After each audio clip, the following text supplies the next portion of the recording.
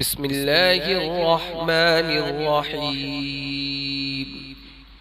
إذا زلزلت الأرض زلزالها وأخرجت الأرض أثقالها وقال الإنسان ما لها يومئذ تحدث أخبارها بأن ربك أوحى لها يومئذ يصدر الناس أشتاتا ليروا أعمالهم فمن يعمل مثقال ذرة خيرا يره ومن يعمل مثقال ذرة شرا يره.